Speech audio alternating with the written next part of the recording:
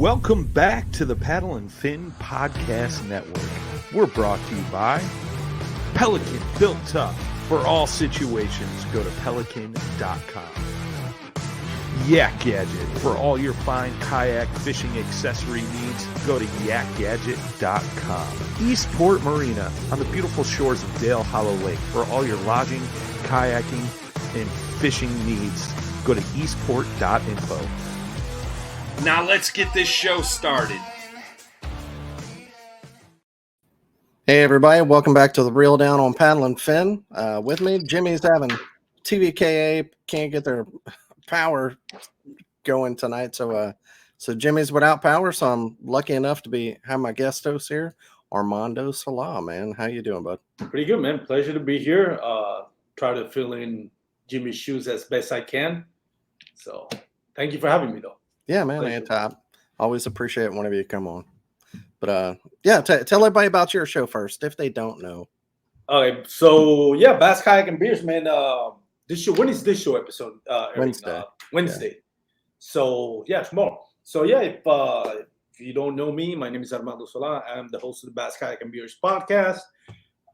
Comes out every Tuesday in the morning. I don't know what time it airs, like 5 in the morning or midnight, something. Yeah, like that. But you can catch it on your work commute.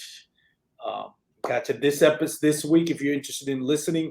Got a great show with Drew Gregory. I know Drew Gregory has been in every single podcast for the last month with all his wins. So we try to change up the subject, but on this one we talk about, and honestly, shout out to Drew. He won three straight national trails. Yeah. And what I thought was most impressive about the conversation, on one lake he won with largemouth bass, and another lake he won with spotted bass, and then on another lake he won with smallmouth bass, all in a span of a month. And different parts of the country, too. In different parts of the country. Yeah. That is just, it's just mind-blowing. And if you talk to Drew, anybody that's talked, we have the pleasure because Drew is part of the Paddle and Fin team. You know, Drew is an encyclopedia of bass fishing. There's a reason why he's that successful. It's crazy. But yeah, that's the episode if you all want to check it out. There you go. And what you been up to, man? Anything new? Besides posting on Instagram, you are a prolific Instagram poster, I swear. I don't even think I post as much. When I look at some of the guys and girls that, do Instagram, like some of them post like 3 or 4 times a day. I don't know how they find the time. I don't catch enough fish to warrant. Yeah. Like I have to get creative. I did want to give it, if you don't mind mentioning it, a plugin, selfless plugin. I do have a YouTube channel. It is in Spanish because, as some of you know, I'm from Puerto Rico. My first language is Spanish. So I did start a YouTube channel. It's kind of like a spinoff of Paddle and Fin. It's Remos y Aletas, which is really Paddle and Fin in Spanish. But the new episode comes out today, Wednesday. If you want to check it out, it does have English subtitles. So if you want to learn Spanish and see me, do stupid things on the water like trying to catch fish, then you can have fun and learn Spanish at the same time with the English subtitles. So you can check it out. There we go. Tonight we're going to have on the 3 first, second, and third place from West Virginia kayak anglers on the Elk River and Sutton Lake, I guess. But let's go ahead and bring them on. We've got Philip Backus. Backus. I used to live in New Orleans. I'm thinking Bacchus, like the parade. Storm Carver, and also Mark Edwards supposed to be on here. His goat, he was having problems with it. He had to go discipline his goat. So hopefully he'll be with us here in a minute. But thank y'all for being on. Man, he's got a one horn goat. I'm not making this up. How we have privileged that information. Yeah, I've had him on a few times. He loves talking about that goat. He's a hammer, definitely. Yeah, with all those checks, with all those checks, you think he would, first place check. You think he have enough money for wireless, router or internet router or whatever. Get that goat another horn or something. I don't know. Yeah, like a prosthetic horn. I don't know. But yeah, thank y'all for being on the show. First, go ahead and tell everybody who you are. Philip, we'll start with you, man. My name is Philip Backus. I'm from Central West Virginia. I've been in the kayak fishing scene for 3 years nationally. I've mainly fished the KBF national trails the past 2 years and fished the local West Virginia Kayak Angler Trail for the last 3 years. All right. And you're a lock operator. I thought that was cool. I'm a lock operator for the Army Corps of Engineers, so I work on the water basically at a dam and the lock. So I'm around the water all the time. Do you fish a lot of dams because of that? No, I fish a lot of rivers. Okay, I like chasing those smallmouth. gotcha. We have all. some real good smallmouth fishing around my house. Okay. And this is not like, a West Virginia joke. Y'all are related. Yeah. Well, I married his sister, so Okay. All right. so yes, we are brother-in-laws. Honk if you're horny. There we go. All right. Storm, how about you, man? Tell people who you are. I'm Storm Carver. I'm also from Central West Virginia. We live like 5 minutes apart. Been doing local trails and national trails same time as Philip has. We travel a lot together, go fish all over the country, and that's been most of what we've done for the last 3 years. Gotcha. This is random. Y'all don't know somebody named Buzz, huh? Buzz? Buzz? Like a bald Buzz head have a guy? last? No. Dude, if somebody else, I used to live with, we shared a house, and like whenever we were stationed in Washington State, he was from West Virginia, and I can't for the life of me figure out his last name to try to track him down. I just remember his name was Buzz. I don't even remember his real first name, and I lived with the dude. It's I feel really bad about it. But No. Don't know Buzz. yeah, well, he was a We good got guy. the random questions covered now. Yeah, random question of the night. There we go. So well, go ahead and let one of y'all tell us about Elk River. Tell us all about it, because I've definitely never been there. It's a go ahead. You go ahead. No, you go ahead. Okay. It's a river in central West Virginia. It starts up in the town of Burgoo, I believe it is. It's quite the name, Burgoo, but there is one dam on the river, and it forms Sutton Lake in Braxton County, and then below the dam it goes all the way down to the Kanawha River in Charleston, which is the capital of the state. I'm not sure how long it is, but the main species in it is smallmouth. Unless you're in the lake, then you can catch largemouth and spotted bass. The only place you can catch largemouth or spots in the river is either like right below the dam or down near the mouth near the Kanawha River. But it's a really good smallmouth fishery. It is our home river. We both live probably less than 20 minutes from it, so we know it pretty well and fish it a lot. And since y'all fish a lot, I'm guessing a lot of rivers like that. Do y'all have more like paddle kayaks with motors? Kind of what's the standard around there? My primary kayak has been a Hobie Pro Angler 14 for the last 3 years, and I finally put so much stuff on it that I really couldn't fish it in the river anymore. A lot of our accesses are just like carry down rocky trails, not boat ramps by any means. So I actually just bought a Drew Gregory design Crescent Shoaly. Shoaly, all right.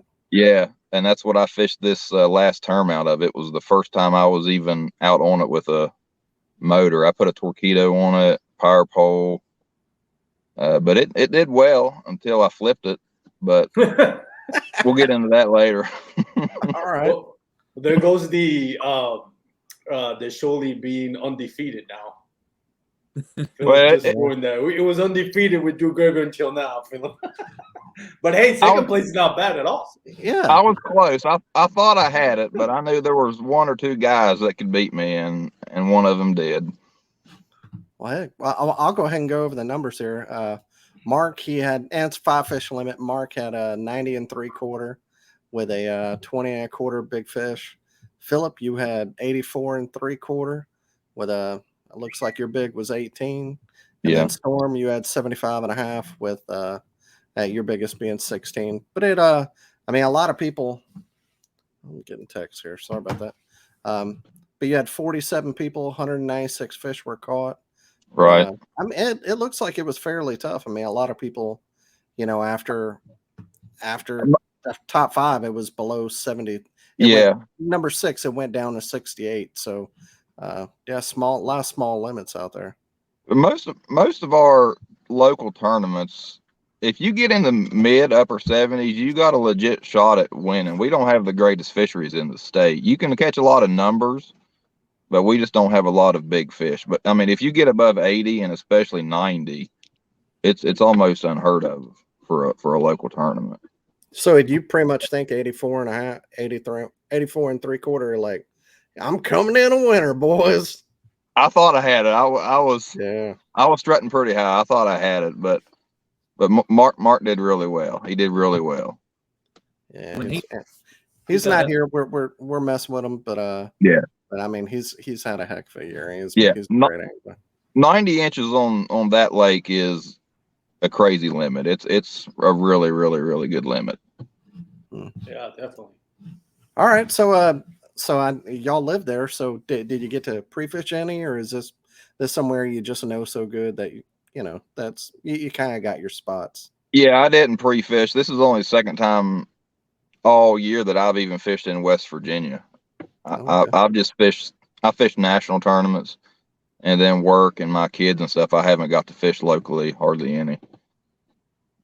So I didn't pre-fish, but I mean, I know the area that I fished, and I didn't really need to. I went out, I believe Friday morning. I went to just go look at the river and made a couple casts from the bank just to see how they were set. But other than that, didn't have to fish. Already know my float pretty well. It was just what the water was going to be Saturday. And you caught a 21 incher the day before the tournament. Oh, the prior week, yeah. Was it the prior week? Yeah. Okay. It was pretty similar water conditions. I took my bank fishing.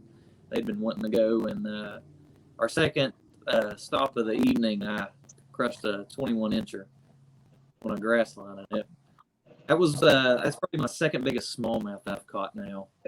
Wow, smallmouth. I'm adding in Mark here. You didn't want to go audio only? You still want to risk it? Dude, no. I live right beside a cell phone tower. I don't know why my phone just all of a sudden wouldn't get service. Is that what happened at Goat? The radio waves or whatever? No, dude, I don't know what. I just have bad luck trying to get on a podcast. I don't know. Oh. It was working all day, dude. As long as you're not having bad luck on the water, right? Nice trade-off. Well, the last 2 weeks I've had bad luck. I mean, this weekend I changed it around, but the 2 previous weeks I sucked.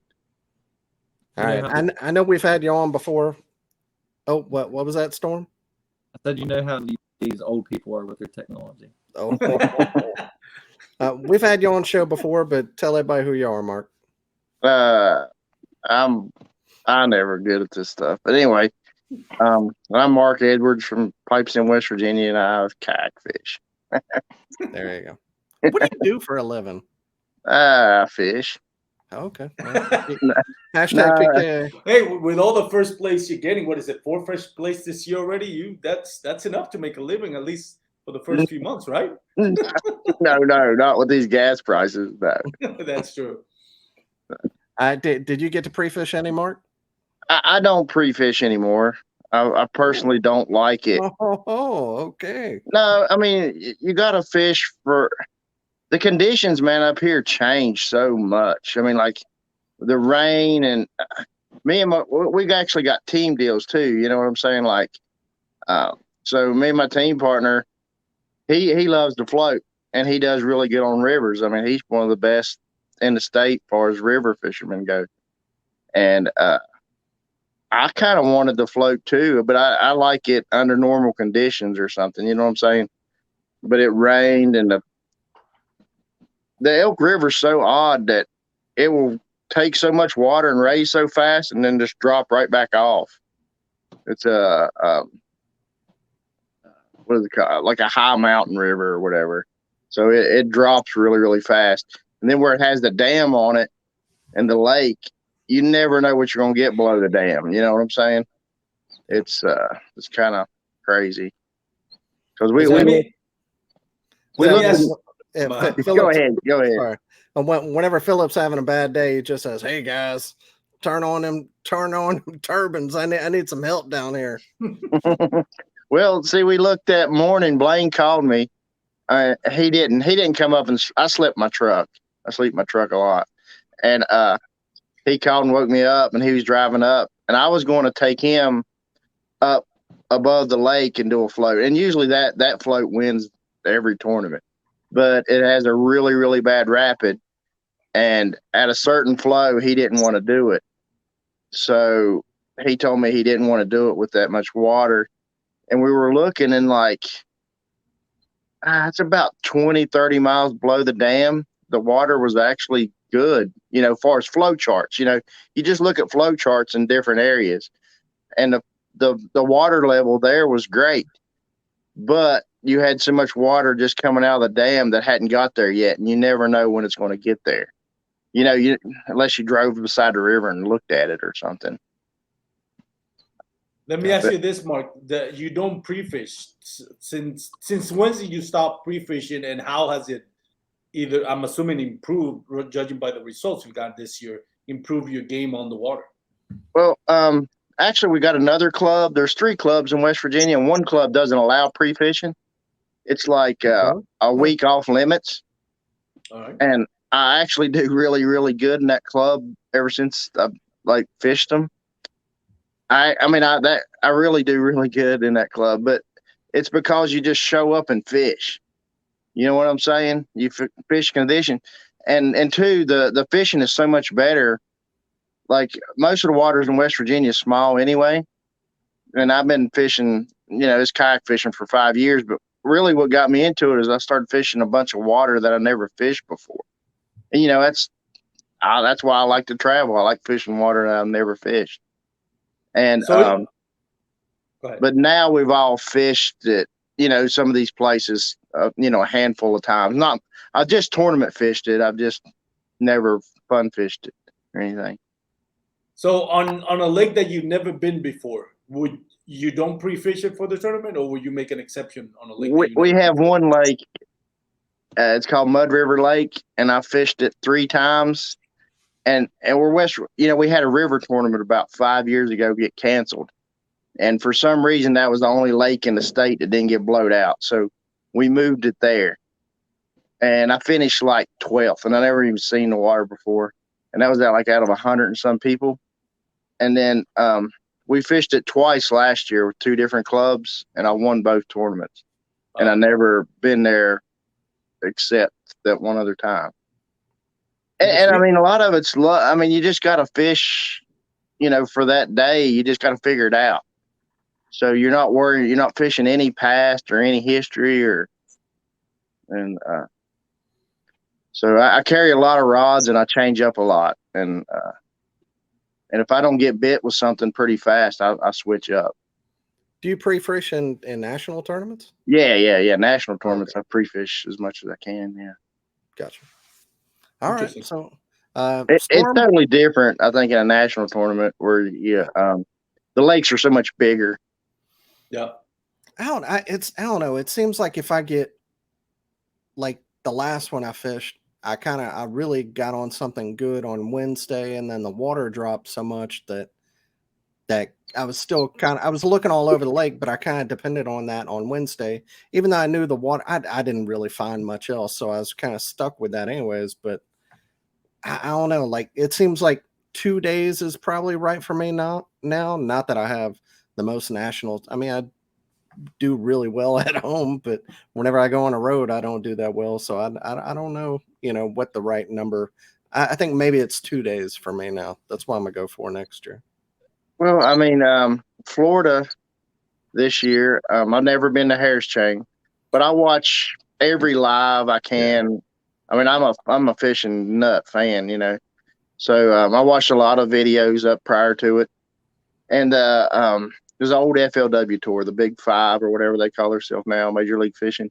Yeah. They were still our first day of practice, because bass actually has a 3-day practice.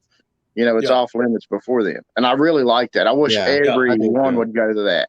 I agree. because everybody's equal. And anyhow, I get down there and it's their, I'm watching live as I'm on my tablet as I'm driving down or listening to it.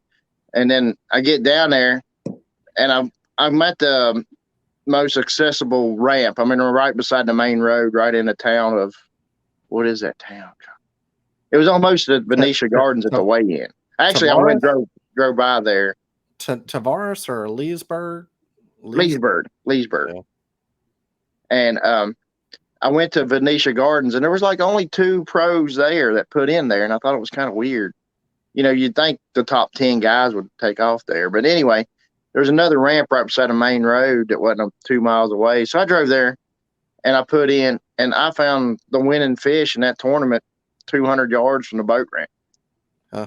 But I had I fished with a Torpedo, and it was 5 years old. Not really had no problems out of it, but that tournament I started having issues. And anyway, I had a heck of a half a day of practice. I only had a half a day of practice. And man, I found a winning fish. Like, I didn't cast maybe 10 times and caught a 16. And then right after that, I caught a 21. And so I left that alone, and I went and found I tried to find bedded fish because I thought maybe they were bedded and stuff, but I started catching some on a frog. And anyway, I had a great practice. Like, I was thinking it's going to take 100 inches of wind, and there was fish all over my graph where I caught the 21 incher. And so the next 2 days of practice, I just expanded on that ramp because I'm like, I'm fishing that spot. You got a chance of catching some big ones. Then I found another school of fish. It was about a mile away, but I couldn't go full throttle. So I was only going about 3 miles an hour, which took me longer to move around and stuff like that. But, it kind of hurt me in the tournament. Tournament day, it just kept cutting off, and I had to turn it on. But, I mean, I finished 8th, and I was only 2 inches out second. You know what I'm saying? And I had a 13 and a half. And that was super frustrating because every day I caught a lot of fish over 15 inches or something, I had a 14 and a 13 and a half, but I had 3 big fish. Okay. But I did just, I had a great practice there and thought I could maybe win it or. And then the next 2 national tournaments I've had really bad practices. I mean, at Grand, it was weather issue, the wind, it's a big old lake, and the wind was 20 mile an hour, 30 one day, muddy. The fish should have been spawning, but they kind of wasn't yet. I mean, it was just a funk. And first day of practice was at a place that I hadn't really even thought about fishing. What I was doing, I was trying to run away from the dirty water. I was trying to find clear water. So I drove around half a morning and found decent water, and I put in there, and I was getting tons of bites, just no big fish, 15 inches, couple 16s. And the next 2 days of practice, I fished at other ramps and just couldn't catch fish. And then tournament day, I go back to where I caught fish in practice. They wasn't big, but, it's all I got.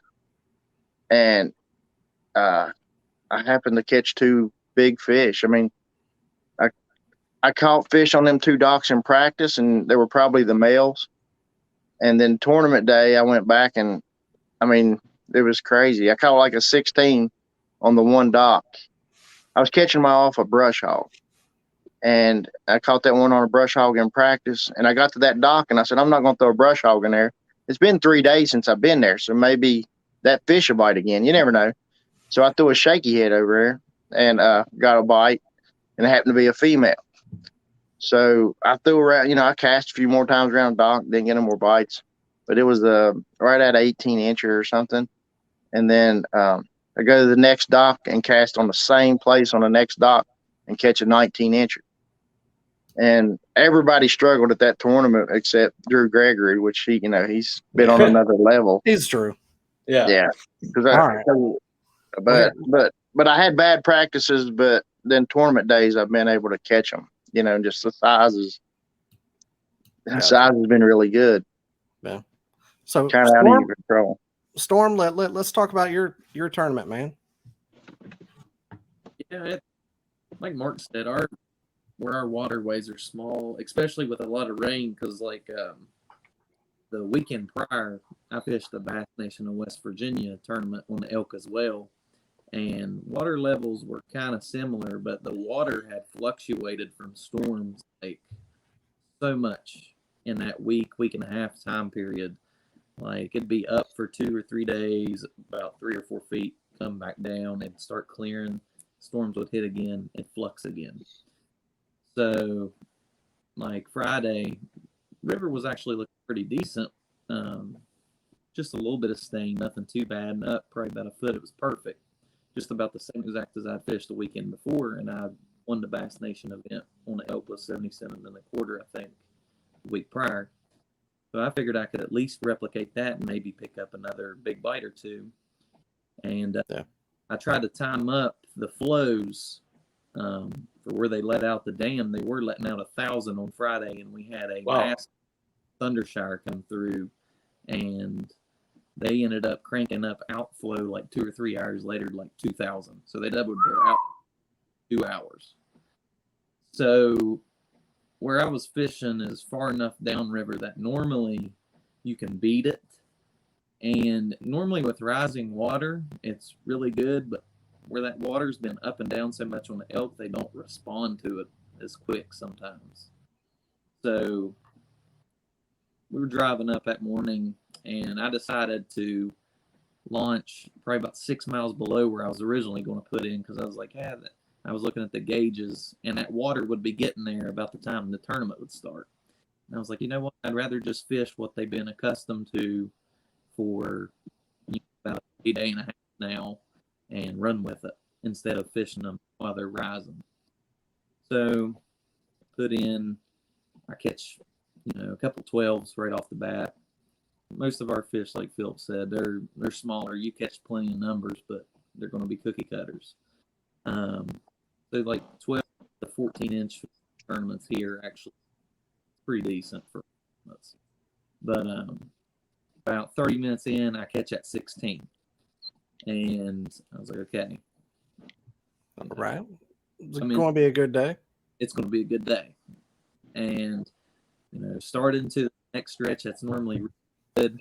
I had to be really accurate because where the water was up, I was fishing like cuts in the bank, like ambush spots. And you had to put it in there perfect with the flows and everything because you only had one cast at it and have a lot of it. It can be real difficult sometimes. But I went to cast into one cut and I clipped the tree limb and the plopper deflected. I hit a 19 or 20 in the head and she swirled on it and then ran straight out, just spooked her. Next cast, I think I caught like a 15.25, 15.5. And then the next cast, I lose a 17 or 18. So in about a 45-minute span, I'm already up and down. I'm like, man, is this going to be a really good day or is this going to be really? Yeah. So you were in the right area to win then, huh? Yeah. Well, probably not win. Total throughout the day, I could have probably got up around Phillip, probably 84, 85. There's normally a lot more big fish on that float that I can get to play, but they didn't come up that day. I guess with where the water had fluxed so much, they didn't come up. I caught a bunch of fish that were, 13, 15 inches, but I just couldn't get any real big bites other than that one stretch in the first hour of the day. That was where my biggest bites come from. So okay. I actually, with about 2 hours left in the tournament, that outflow, the water that had been released from the dam finally caught up with me. Probably about 2 or 3 miles left in my float, and it just wasn't the same because it pushed a lot of the stained water in these big eddies above me. They stained the dirty water. It pushed it down on me, and they just kind of like shut off. But it was a good day fish wise, like numbers wise, like quality for here. But I just couldn't get any big bites going. At least at the end, it was an easy paddle or pedal back, huh? Yeah, it wasn't bad at all. I got down to our takeout, and I was like, I'll go ahead and fish one down for about half a mile, and I can pedal back up. I've got a big eddy. Probably shouldn't have did that. I took about a 12-mile float, and I didn't realize how gassed my knees were at that point, and I was pedaling against it, and I was like, holy crap, I'm done. I was like, I'm getting out. And what kind of kayak are you in? I'm in a Hobie PA 14. Okay, 14. I'm All right. going to eventually be joining the Shoaley squad. The what? The Shoaley squad, he said. Oh, okay. Is there a whole bunch of y'all that have a bunch of people that have the Shoaley now? No, I'd been waiting for them to release it because I had talked to Drew, and I was really anxiously awaiting it to come out. Well, Philip got one of the first batches that come out to Raccoon Creek. He went and got one up there, and his time out on the water with it, we took a float on the river, and I got in it and messed around for a little bit, and it's absolutely everything I was wanting. So he's your brother-in-law. You can borrow it anytime. Not for tournament day, though. All right, Philip, tell us about your day, man. Yeah. Mark's already laughing. Yeah, I can't wait till he tells the first 5 minutes of his float. It wasn't 5 minutes. It was about 45 minutes. But anyways, I floated with my wife. She started the tournament fishing with us this year, so she was with me. We were doing 8.5 mile float. We were the next float down from where Storm was fishing. We were probably like 10 miles below him or something. But it started out really slow. The spot we put in, you can normally pick up a big fish or two, but we didn't. I don't think I'd even caught a fish in like 30 minutes. I was getting pretty nervous. But the flows were the highest I'd ever been on the river, and I was in a brand new kayak. It was literally the first time I was even out in it with a torpedo. I got an 1103 on the back of that thing and a power pole. And it's a little kayak. It's only like, I don't know, 11.5 feet, weighs 70 pounds, and it's designed to be a paddling kayak. So it sits real high in the front. And I had all that weight in the back. But anyways, about 45 minutes in, I caught a fish right above a set of shoals. So the current was moving pretty good. So I put that power pole down. And if you know how the back of that shoal is made, he designed a like a drag chain chute back there. So it sits kind of low. So when I power poled down, and as much flow as there was in current, that water started coming up in that chute. So the back of my kayak started squatting and sinking down. So I was like, oh no, I'm in trouble. So I put the power pole up, and when I did that, where it's kind of offset on the back of that kayak, it rocked it, and it rocked the back even further under the water. And then all that water started coming up over, and then it was just over. I completely flipped that kayak in about 4 feet of water, and it was pretty good current too. My wife was totally freaking out. She thought I was about to drown, but it wasn't as bad as it seemed. I didn't lose anything except for my power pole spike, believe it or not. I don't know how you lose that, but it came out somehow, and I lost a set of sunglasses. I had all my rods in a black pack, but none of them were tethered, and I was completely upside down, and not a one of them came out. I have no idea how. Wow, and none of them broke either. None of them broke. I did not break a tip. I did one of them. I bent about half the eyes flat on it, but that was about the extent of the damage. But I had to walk it over probably 30 yards across the current to get back in it. And then I was a bit nervous after that because I just flipped it and it was new. I was a little worried, but I think 3 hours into the tournament, I hadn't even caught a fish over 11.5 inches. So I was pretty worried. But then, I mean, when the flows are that high and the river's kind of stained, the fish are really predictable. They just get in little tiny pockets right on the edge of the river. But you got to be able to cast in probably like a 2-3 foot circle to be able to catch them. You got that right on their head. But the first decent fish I had was a 16. Then it was just for about 3 hours, it was every 20-30 minutes I would catch a pretty good fish. And I just kept slowly upgrading throughout the day. There was one time I caught I think it was a 16 and a quarter I caught. There was a lay down, and it was on a steep bank, and you could cast under, and I was upstream, and I casted probably 10 feet underneath it and was reeling it in, and that 16 and a quarter hit it, and it went straight to the back of that tree on the other side of it and got hung in the tree. So it was hung up in the tree. The treble hooks of the plopper were hung up in the tree, and then I got pinned up against the tree, and I couldn't even hardly get to the fish on the other side because there was so much current pushing up. I was just trying not to flip the kayak. But I mean, the fish came unhooked from the mouth, and it ended up getting hooked in the back with one of the trebles. But I did manage to get that fish in miraculously. I got the net under it and got it in. But I mean, I just kept upgrading throughout the day. I had every fish was over 16 inches on my stringer. I had a 16, 16 and a quarter, 2 17 and a quarters, and then with about 15 minutes in the tournament left, I caught that 18 that put me at 84.75. I was feeling pretty good. I really thought I had it, but I mean, I knew I had a shot. But I had a really good day nonetheless. That was one of the better days I've had on Dale. So you probably like broke even with the having to buy new sunglasses and pole and yeah. I mean, it was a $200 pair of glasses, but yeah. I mean, it is what it is. I'm gonna go back this weekend actually and try to find my spike. I'm pretty sure I can get my spike back if the water clears up. Yeah, your wife did pretty good too. She got 16th, huh?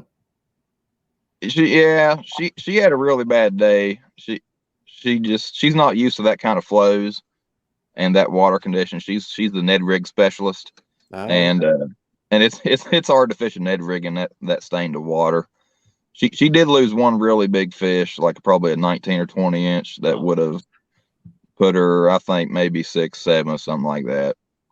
But yeah, she had an off day. She was struggling. Y'all have a few women. Yeah, you got Bunny and Christy and yeah. Okay. But Bunny's actually my wife and his Storm's aunt. Okay. Melissa. Yeah, y'all got a bunch of Sarah Brown. How about Yeah, that? Y'all might have the most women in your club than any other club in the country. There's several of them that fish. My wife's doing pretty decent in Angler of the Year too. She's in the top 5, I think. Wow. She's got 6 points on me. She's beating her brother, so there's that. Or now. Sorry. So let me ask you this: how's the trash talking in the family? Because now it's not just brother-in-law against brother-in-law. You have your sister, your wife. How's that going? There's not too much really. We are competitive. Like you get aggravated when he beats me or I beat him or something, but we don't really trash talk much. No, but there's bragging rights, right? Yeah, just bragging rights mainly. What was that, Storm? I had a really bad event at our Summersville event, prior event, and I struggled big. She ended up, I think, finishing 5th in it. I didn't hear about, or I didn't live it down for like 2 weeks.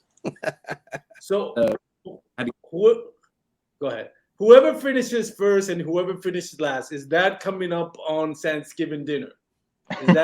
Is that coming up? That conversation's coming up or no?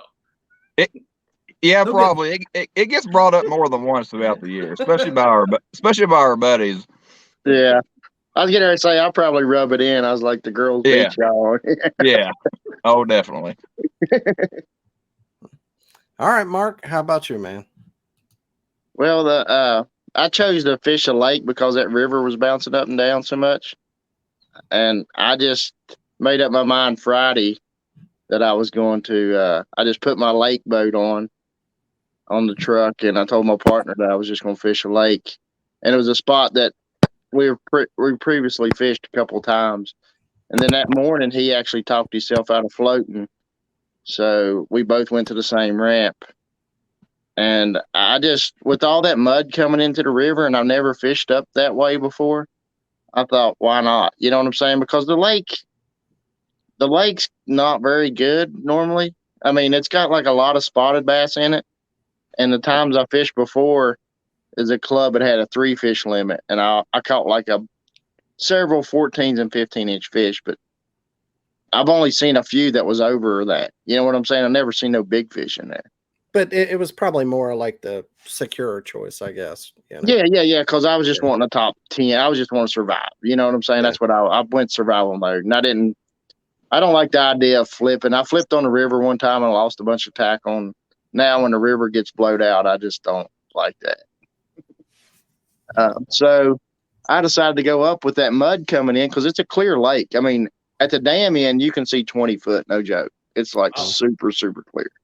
Because the Elk River is actually it's a world class trout stream, man. We got some really good trout fishing and super clean water coming out of the mountains. Like actually almost every river that starts in a state starts out in one county. Like the eastern side of the state is all the Appalachian Mountains, and the Pocahontas County actually is like what is it, 7 rivers come out of that county or something? It's something like that, yeah. Yeah, it's kind of crazy, but so all this water is just pure clean water, but where it was muddy, I just thought I had a good chance of maybe, doing better that direction, and I threw a spinner bait, and it was just, I started out with top water. I always start out with top water in the morning, never got bit on a buzz bait. And I gave that like maybe 15 minutes, and then I started throwing a spinner bait, and I didn't really have a bite. There was this where a little creek would come in, but the water was cleared up right there, and the river was muddy, or I say river, but I was in the lake/river, it had a little bit of current up there. And where that clean water was, I caught 2 fish, like back-to-back casts. It was like a 12 3/4 and a 13 or something. So that was my first 2 fish, and I just kept going up. And it's really not like 3/4 of a mile from the ramp up to the far as you can go up the river, without dragging and stuff. But it was like 1,800 cubic feet was flowing into the lake. That's what it said on the gauges. So that's a lot of water. And normally during the summertime, that river's maybe 100 cubic feet. Oh, okay. Flow. So that's 18 times the water. Yeah. I don't know. It's a bunch. And yeah, but so when you got current, man, it just positions the fish, and they just were eating. I mean, I couldn't believe nobody. There was like 2 or 3 guys at the ramp asked me which direction I was going, and I told them I was going that way. And there was only one other guy went a little ways up there, and it was right before first cast, and he said, "I've caught some fish here before. I'm gonna stay here." And I said, "I'm gonna go all the way up to where the river runs in." And nobody else followed me up there until I already had 80 inches before I seen anybody. You just scare people off? No, I don't. I think some. I mean, was it really like I'm the one going up there and y'all are staying down there? No. I think it's a little bit of respect, and then I know Jerry wanted to go up that way because he told me, he said his buddy told him that's where he fishes out of a bass boat a lot. And he said it's good fishing up there. And I said I never went up there, but I'm gonna try it. And when I got all the way up there into where the main river was coming in, I caught a 19. And I'm at 80 inches, and normally the last time we done that river, 75 won it, I think. Usually that's around what wins it. And 80 inches, you feel pretty good. I know I'm gonna be in the top couple anyway, Yeah. Or you think that, but with the river high and stuff, you just never know. I mean, you can't take nothing for granted in fishing, And I was coming back down, and I actually caught my limit on a spinner bait that I found at Grand Lake. It was a brand new spinner bait on a dock, and I went over and got it. It was hooked on the cable wires. I didn't steal nobody's spinner bait. What kind is it? I don't know. It was kind of a cheap one, but it looked like to be a 1/2 ounce, and it already had like a Kitech 3.8 on it, and that's perfect for me. And what type anyway, of blade was it? Willow blade or Colorado? Yeah, willow blade, gold, and it was chartreuse and white. It was about a 1/2 ounce. So that broke. I went to flip my 5th fish in the boat, and it broke because it had a light wire on it, but I don't know what brand it was. I mean, it was probably somebody's $2. Yeah. You know what I'm saying? Bass Pro like bend special kind of deal. Yeah, but I've had some good luck off the ones that had the flexible blades. They give off more Yeah. vibration, Yeah, a really. little bit more. That's Yeah. what I've heard. Yep. Yeah. Is And this upsetting y'all because he went off a used bait he found out on the lake? well, this is crazy. I'm a tackle junkie, right? So that's why I like the big Titan boat I got, because I carry so much crap. And I had found a jig where the MLF tour dudes were down there. I found a brand new Strike King jig. I was cranking offshore in practice and hooked this line, and then I reeled in the line and had a brand new jig with a Rage Trail. It's a swim jig, looked like a 3/8 ounce. But I put it in my tackle, and I carried it around. Well, I had that tied on. and when I come back down the river with the same trailer on it? Yeah, it was the same, yeah. And anyway, I was coming back down the river, and I had I changed to a bigger spinnerbait, actually, a heavier one. The one was a 1/2 ounce, and this next one was 3/4. And I swam it across the log, and it was a big fish, like 18 plus, come across the log and just eat it.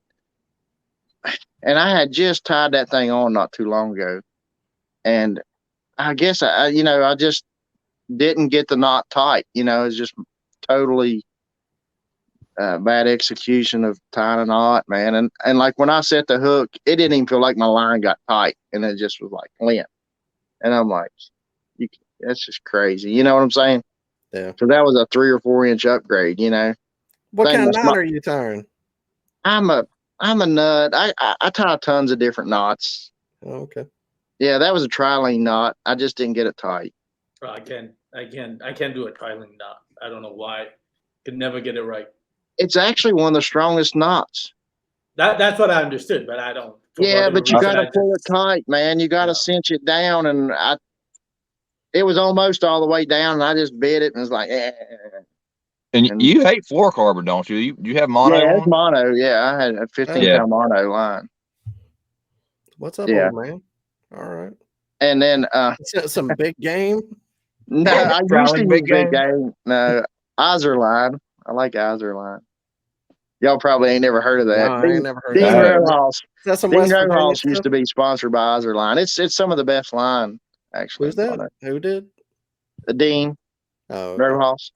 Yeah. Back. He's a frog specialist. Yeah, I mean they make braid too. It was like when he was winning tournaments back in the day. And on Dean. All right. But anyway, so I lost that big fish, and I was coming back down, and I caught a bunch of 14s on the way back down. And I didn't realize I ran into my team partner. I was fishing behind this island in the real skinny water, and I seen this kayak coming, and I just caught one, and it was like a 14-incher. And I didn't even take a picture of it or nothing because it didn't help me. And I thought it was another competition, you know what I'm saying, coming up through there. And I said, oh, they seen me catch it, because they turned around and went back the other direction. Somebody fishing that bent rod pattern, huh? Well, no. They just left. They seen me and they left. Oh, but okay. Actually, it was my team partner. I didn't even know till at the awards, and Blaine had went up that way because he wasn't catching nothing out towards the lake. But I kept going back down through there, and I've done well this year off a mag draft. So, they're hitting a spinner bait. And it's done like 10:30 in the morning. Now the sun's up, but I'm up in a canyon too. So the sun's just now starting to hit the water where I'm at because the mountain's so steep. You know what I'm saying? So I've been in shade most of the day too. And the wind was bad. I mean, like the high that day was 60. Water temp was 65. Damn. Wow. Wasn't it the high 67 that day or something? You said the wind or the temperature? Yeah, it was around 70. Yeah, something the temperature's like. Oh, the temperature. Yeah, but the wind was maybe even 15 to 20. Oh. Yeah, it was blowing pretty good. Yeah, it was blowing big gusts every now and then. So anyway, I took off down, back towards the ramp with a mag draft, and I got back to that little creek again, and I threw a spinnerbait and caught another one. It was a 13, 14-incher, and then I just, I probably went 300-400 yards throwing that mag draft around and never seen. Of course, the water ain't a foot visibility, so you know what I'm saying. I mean, it's not like you'd have to hit one on the head for him to you need to have a little bit of clarity for that Yeah. thing. So I didn't get no bites or nothing, and I ran into Jerry, and he's headed up that way, and I told him I had like 80 inches, and he had mid 70s or something. And right after he left, the sun was out, so I was on the sunny side of the bank, and it was actually the river channel side too. So it was like 15 foot of water. You know what I'm saying? Because it was kind of shallow up there, and this was like the channel swing side. And there was there was just a bunch of hardwood, brush and stuff up on the bank. And I took that swim jig and cast it where you shouldn't cast, way back in a little bit of shade back there. It was just a little bit of shade. And when it got through that junk, man, it just went thump. So I didn't want to let it swim. I mean, when it went thump, I set the hook. And it got to pulling, and I thought I was just hung, and then I realized it was a big fish. It was probably close to 6 pounds. Huh. It was 20 and a quarter, but it was really fat. I mean, thick. And I just, no, that was fluorocarbon line, 16-pound fluoro FC sniper. But it was just the good Lord. I mean, because it was up in the top of its mouth. It wasn't coming off. It was just perfect. And I just leaned back, and it just worked its way through all that brush. On that used swim jig from Florida, huh? Yeah. So you won this tournament on a bunch of tackle you found. Well, the first four fish I got in the boat was off used tackle, and then at 20 was, and then that was right around where that water started getting kind of clearish. But where that swim jig, I threw it a couple more times and got hung. It ain't got a good weed guard on it or nothing, because I was flipping with it, So I make my own jigs. Not swim jigs, but anyway, just regular jigs. So I went with a green pumpkin because the water's starting to clear up down that way. And then I ended up catching the other 20, which there was just a few spots down on that bank that actually had shade because the sun was up, high sun and just a little bit of shade. And that was only 2 bites I got on that bank, actually. And then right past that, the channel swing left the bank. And then it just turns out to be a big old flat. It opens up to be the lake, and when I got down there, I could throw the jig in any shade and catch a fish. I mean, it was like crazy. But the other 20 come off a undercut bank, like it was an undercut bank where the channel swing was, and it was a big old sycamore tree there, and it had a root system. And like when I flipped right again that tree, the fish just come out and grabbed it and started swimming with it.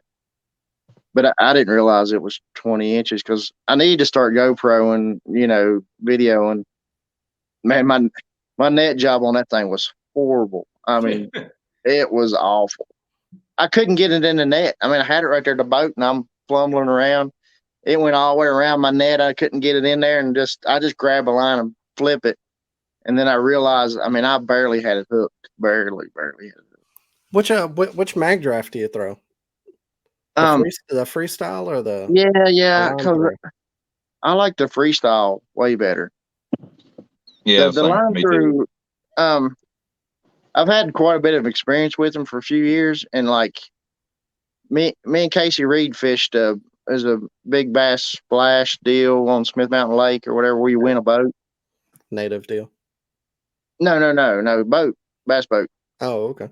Yeah, and anyway, I used to do really good with them down there at Smith Mountain, and it was COVID year 2020, and so they had it in the fall because they canceled it in the spring. They always have it during the spawnish time, but that year they canceled it until the fall. So his buddy was leading big bass on the first day, and he fished with his buddy Friday, and then Saturday and Sunday, me and him fished together. And we were throwing the mag draft and skipping them. All day we was skipping them, and they skip really, really good. But the line through deal's got that. It's got like a wire, because you're actually tying onto a tie place. Your line actually ain't going through it. It's actually a pre-rigged deal going to the treble. But when you hit a dock post or something, like when you're trying to skip it and you get a lot of momentum going and it hits, it bends, right? So actually your your mag draft won't run right after you hit it a few times. You know what I'm saying? And then the magnet falls out, which is kind of frustrating. I mean, I don't know. You pay attention to the magnet holding your hook up there and stuff. Yeah. Yeah. I've never thrown. I throw the 5-inch spark shed. Mm-hmm. I throw it on like a the flat Understand. hammer. Yeah. Mm-hmm. Yeah. Well, that's all I'm doing is throwing it on. The one tournament this year, I did really well with the mag draft. It was a Trocar hook, a 7/0 with a spinner on it. Gotcha. And I don't know, it was a pack of 2, but I can't find the other one. I need to order some more. And I had a VMC, and I went through that pack now. And like the one I was throwing the other day, I actually lost the spinner on it. I'm not really fond of the VMC. It's got like a longer little cable with a spinner on it, and then when you skip it all the time, your line will get tangled with it. So seems like the ones with the shorter, from the lead to the spinner that's shorter, you get less tangled. You have to holler at Fishing Online and get them to carry some more VMC stuff. I actually looked on because I had to order some stuff from Tackle Warehouse because it's the only place I can get it. I don't like to order there from there if I don't have to. But I actually looked on Fishing Online. They didn't have what I wanted. Some Nico hooks and some of those VMC. They had the owner. The owner has a 6/0 and an 8/0. Which that's what I use. A lot of guys use the 6 on the 6-inch mag draft. I don't know. I like the 7, and I think the Trocar was a 1/4 ounce, and the VMC was a 3/8 ounce weight. Gotcha. Which that 3/8 was good because it actually I like it getting down there a little bit. You know what I'm saying? Because the main deal with that thing is you're fishing cover, or structure, and it's just reaction. They just see that big and they got to come out. So if you get it down a little bit more, it feels like they're going to eat it better than, you know what I'm saying? They don't have to go as far. Philip, what was your go-to lure for this tournament? And then Storm, you can follow up on that as well. What were your go-to lures? I was plopper style bait. That was what all my keepers came on. When it gets up like this and stained, I usually throw a plopper and a spinner bait. Any color in particular? Black or bone. And spinner bait is usually just like white chartreuse. Any Colorado blade? I'm assuming if it's muddier. No, it wasn't muddy. It was just really stained, and no, it was a double willow. Oh, cool. What about you, Storm? Yeah, I was throwing a 110 Whopper Plopper in either black or bone or a spinner bait. I threw out a skirt yesterday with just a minnow style trailer on the back because my float, the first 2 or 3 feet off the bank was clear water, and then the rest of it was pretty heavily stained. So I was running that stain line down the bank with that spinner bait just slow rolling, and I caught a couple fish on a crankbait and Cinco, but most of my work was done with a plopper and a spinner bait. Yeah, I used to be very popular over there in West Virginia. Yeah, I usually don't even use a skirt on my spinner baits. I usually cut all the skirts off of mine. Really? Yeah. Wow. I don't know why. I don't know why. It's a confidence thing, I guess. I don't know. It makes it look a little more natural. I don't know. I'm probably crazy. You leave it short, or you just straight up get rid of the skirt? Just get rid of it. Oh, really? That's interesting. I fish them about 50-50. It just depends. Like the other day, I fished the Golly River, and I was whacking them with a chartreuse and white skirt. And then, like whenever you get on the elk and stuff, it seems like sometimes throwing one without a skirt with just a swim bait trailer on the back in that clear water, I guess something with a more natural presentation, they definitely like it better. Oh, interesting. Yeah, I've heard of don't people worry not about using the trailer, but those 2 spinning blades. Don't worry about those. Just Yeah. I think when you have a trailer, they do key on they eat the spinner bait better when you got a trailer. There's no doubt. Same way with a buzz bait too. I think it just kind of gives them something to grab onto, Well, see, with the buzz bait now, I don't never throw one with a skirt anymore. I always throw one with a frog. If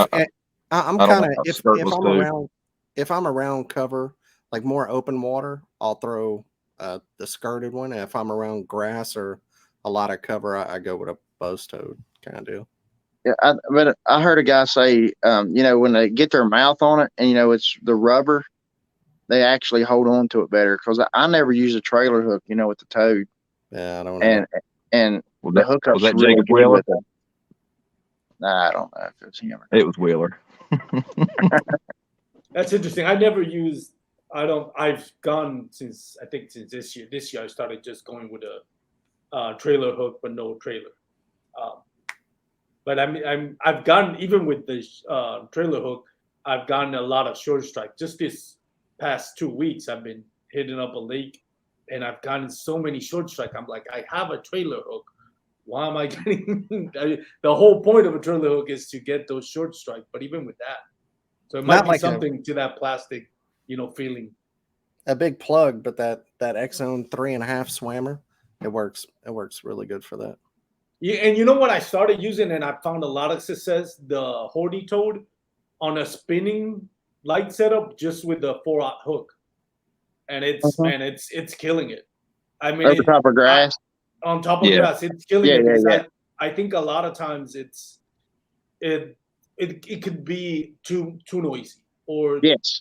sometimes you throw in it, and I noticed it because I was throwing a buzz bait and I saw just the wake of the bass just like completely just flying in the opposite direction when they heard the buzz bait coming in. I'm like, let me just try the toad. And ever since I did that, it was like 3 or 4 casts in a row, just hammering them. I'm like, I'm gonna check this out more often now. Yeah, the fishing pressure has a lot to do with that too. Like if a lot of people was throwing buzz baits, and then all of a sudden you throw something slightly different, and like you're saying, it's really finesse fishing top water. When you're because I like the zoom too, because there's a grass lake near me, and we used to do the night tournaments out bass boats, and the toads was real popular, and them guys got to the Stanley toad, because it's really loud.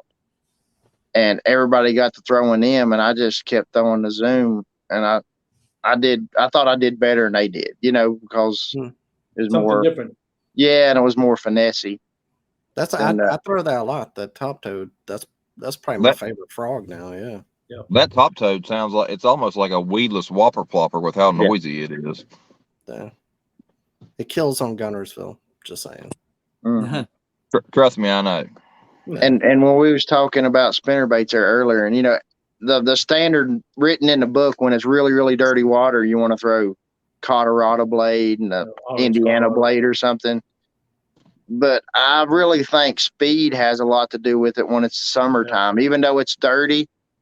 But I'm throwing a 4.5 inch, or they're 4.5 size blade. You know what I'm saying? Double willows. So that's really flashy and got vibration, because that's a big blade. But then the speed of it in the summer, I'm not burning it back by no means, but I'm just like a medium retrieve. But I think the speed of it, they still just react to it and eat it. Because if you're throwing a Colorado or Indiana, it's so slow. If it's cold water, it'd be probably better. But once it gets warm, I just throw willows. All right. Well, we don't want to take up too much of y'all's time. But before we let you go, we want to give you a chance to shout out anybody that makes fishing easier for you. Storm, we'll start with you, man. Yeah, I got a couple of sponsors. Shout out to Elevation Sports. Me and Phil are there. They're a supplier up here in Beckley, West Virginia. Kistler Rods, Calcoast Fishing, which is now rebranding as Tackle Works, and Nichols Lures. Ooh, that's a thing. So the pulsator spinnerbaits? Is that what it is? A pulsator a lot on Saturday.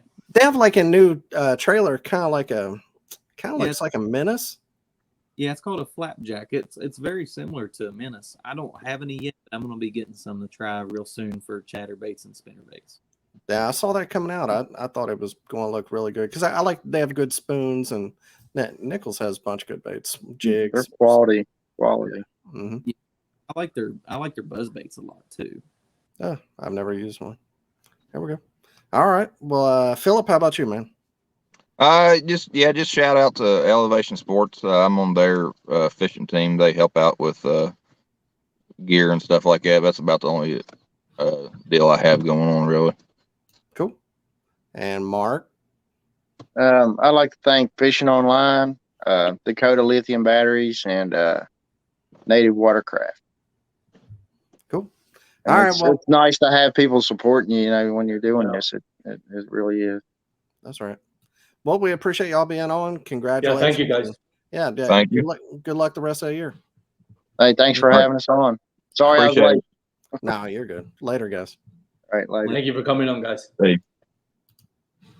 Great group All of right. guys. Yeah, man. We'll go over some tournaments here. We got a whole mess of them. So if I mess up your name, I'm sorry. Blame Armando. Email him. On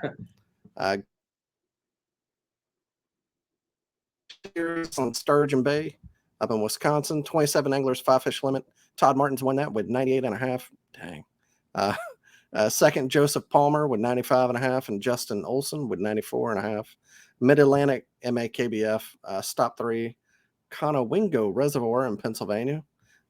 Michael Chaney won with 85 inches. Sterling, Trey Leach, Innovative Sportsman, 82 3/4. Matt Campbell in third with 75 1/4. Iron City Kayak Anglers, they were on Neely Henry. I fished that one. First place, Jacob Mott had 33 anglers, 3 fish limit. He broke 60 inches on Neely, which is awesome. 60.5. Coley McGowan owns that lake usually, 85 1/4. And Ben Gorley with 55 inches. I got 7th. Northeast. You won a couple. Yeah. I've got just one win. Well, 2 wins this No, year. you got 2 wins. Yeah. Well, I've got 3, but 2 with Iron City. Oh. Well, a first and a second, and the other one was, I don't remember, another trail. WVKA and other, I don't know, man. I got first and second, but I got 7th. I did all right. Northeast Tennessee Kayak Anglers on Douglas Lake. Tennessee, 26 anglers. Dalton Hyatt with 89 inches. Josh Stewart, Mr. Cinco with 80 3/4. And Matt Millard, or Millard, I'll say Millard because it's fun, 80 inches. Tennessee Kayak Anglers also on Douglas Lake. I guess it was a double dip, 40 anglers. Dalton won that one too with 54 3/4. This was 3 fish limit. Caleb Rogers with 50 3/4, and William Franklin with 50 inches. Tennessee Bass Nation triple dip, also on the same lake. Dalton Hyatt, you had a hell of a day. Mr. Terry Golden, part of the Golden duo, with 82 3/4, and Jeremy Meadows with 82 inches. We talked about this one. That was in West Virginia.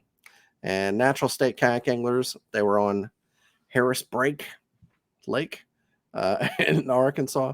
27 anglers. Garrett Morgan won that with his dog Flapjack in the back. 94 3/4. Corey Hopper in second with 82.5. And Larry Winzenot with 51 inches. Only 47 fish caught. First and second place with the only 2 people a limit. So that was pretty crazy. And 94 inches. So not only was he one of the only 2 people to have a limit, but he absolutely destroyed them. So congratulations, Garrett, on that one. He seems to find like the lakes, like Lake Fork, where it was horrible. He has a knack for finding it when nobody else can find it. Yeah, that's a really Great good angle. point. Yeah. Also a KFL guy. He's on the Arkansas Hogs, who are also undefeated. So we're undefeated and they are too. So it's, might be a showdown later this season. We'll see. Central States Kayak Series on Black Hawk Lake in Iowa. 39 anglers, 5 fish limit. Chung Pham with 89.5. Tyler Alexander with 86.5, and Stephen George with 85 3/4. And last but not least, way out on the West Coast, we got the Yakabass on New Maloney's. 95 anglers, 5 fish limit. Joseph Sagan, Sagun, with 87.5. He caught a 25-inch bass, 85.5 inches with a 25. That's a life changer right there. That's, you just put down the rods, sell the rods, go to a pawn shop, close up shop, because you're never going to catch a 20, probably never going to catch a 25 again. So congratulations to him. That's yeah, man. That's awesome. Geno Mango with 87.5. That guy's always on him. Mr. John Myers. He's got, I wish I knew the name of it. He's got like I really like John, but he's also got like a cleaning company sponsor. I really like that. Like, how do you get a cleaning company? It's like maybe a family, or I don't, maybe he knows, maybe he worked there, or he knows the guy. Yeah, maybe he definitely knows a guy for sure, but nobody else has like Scrubby Daddy or 303 Protectant. They're not sponsoring any kayak anglers, or Dawn Soap. I don't know. Just saying. I think that's interesting. Like, there's not a lot of people who have a lot of non-endemic sponsorships in kayak fishing, and it's his title sponsor. I think that's cool. Well, that's pretty cool, man. That's, but he had, good for him. He had 85.5, 525 fish caught. Only 3 were over 20 inches. So that's crazy. That's even crazier numbers for Joseph. So, yeah. So let me shout out the Texas crew here. I don't know if you had them last week, but Northeast Texas Kayak Championship in Lake Worth, Ross Pinkerton 85, Michael Cates 82 3/4, and Casey Kemp 82.5. I was Lake Worth for the Northeast Texas Kayak Championship. Great job with Ross Pinkerton. I would have put my money that Matt Scotch would have won that one, assuming he fished it, because he can put a beat down on that lake for sure. Yep. All right, well, that's it. Appreciate y'all watching, and we'll see you again next week. Armando, thanks again for being on. Appreciate it. My pleasure, man. Thank you for having me. It's an honor. And everybody go watch his show. And Jimmy, I'm sure he'll be back next week. So thank y'all for watching. Wear your PFDs and be safe out there, especially in the heat. If you overheat, like, get in the water, get in some shade, really bring extra water this time of the year. Be safe, because we've seen it happen to other kayak anglers where it's easy to overheat out there, especially in this record-breaking temps. Yeah. So all across the South. Yeah. Yeah. Be careful, everybody. See y'all next week. Peace out.